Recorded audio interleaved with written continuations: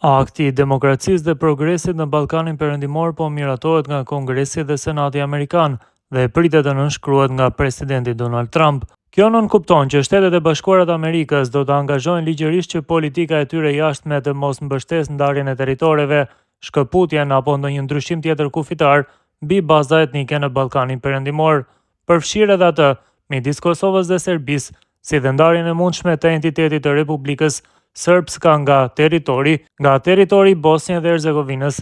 Ky përcaktim është pjesë e seksionit 11 të projektligjit, i cili trajton raportet ndërmjet Kosovës dhe Serbisë dhe thekson se marrëveshja për normalizimin e marrëdhënieve e arritur me 27 shkurt 2023 me ndërmjetësimin e Bashkimit Evropian duhet të zbatohet pa vonesa. Projektligji nxit gjithashtu dialogun bilateral, nismat konkrete për rritjen e tregtisë dhe investimeve, si edhe mbështetjen amerikane për një marrëveshje përfundimtare ndërmjet palëve që do të thotë njojë reciproke. Për herë të parë, drafti i këtij akti përfshin një paragraf të qartë mbi mosndryshimin e kufive në Ballkan. Në të thuhet se Shtetet e Bashkuara nuk do të ndjekin asnjë politikë që mbështet shkëmbime territoriale, shkëputjen apo forma të tjera të rivizatimit të kufive mbi baza etnike në Ballkanin Perëndimor, si mjet për zgjidhjen e mosmarrëveshjeve ndërmjet shteteve të rajonit. Aktualisht projektligji që nga data 9 tetor 2025 i është dërguar Komitetit për Punë të Jashtme dhe Komitetit të Drejtësisë për shqyrtim të dispozitave përkatëse.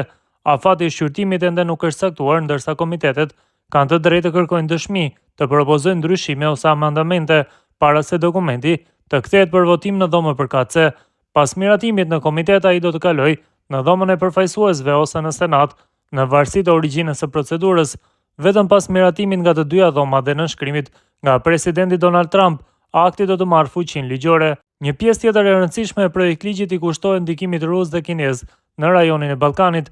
Sekretari i Shtetit dhe drejtuesit e agjencive amerikane duhet të dorëzojnë brenda 180 ditësh një raport mbi ndikimet keqdashëse në Ballkanin Perëndimor. Raporti do të përmbajë analizën e qëllimeve të Rusisë dhe Kinës, masat që SBA-ja do të ndërmarrë për t'i kundërshtuar ato, si dhe listën e aktorëve që ndryjnë në procese demokratike ose kufizojnë lirinë e shprehjes. Projektligji thekson gjithashtu rëndësinë e forcimit të demokracisë dhe zhvillimit ekonomik në rajon, duke përfshirë nxitjen e tregtisë dhe investimeve, integrimin rajonal, mbështetjen për sipërmarrjet e grave dhe të rinjve, përmirësimin e sundimit të ligjit, si dhe tranzicionin drejt energjive të gjelbra përmes diversifikimit të burimeve energjetike. Sipas tekstit të projektligjit, korrupsioni, varfëria, emigrimi të rinjve, fushatat e dezinformimit dhe varësia nga energjia ruse përbëjnë disa nga sfidat më të mëdha të rajonit të Ballkanit.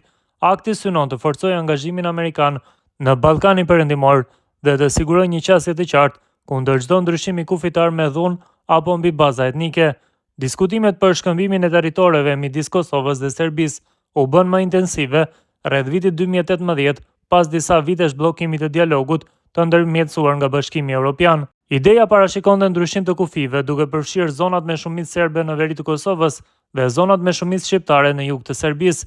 Presidenti i atëhershëm i Kosovës Hashim Thaçi dhe presidenti serb Aleksandar Vučić ishin përkrahas të kësaj ideje, të cilën e quanin korrigjim kufish. Megjithatë, kjo ide u kundërshtua gjerësisht nga spektri politik në Kosovë dhe nga disa prej aleatëve ndërkombëtar. Arsyeja kryesore e kundërshtimit ishte frika se një precedent i tillë do të inkurajonte ndarjen e Republikës Srpska nga Bosnja-Hercegovina dhe do të tensiononte situatën edhe në vende të tjera të rajonit, si Maqedonia e Veriut apo Mali i Zi.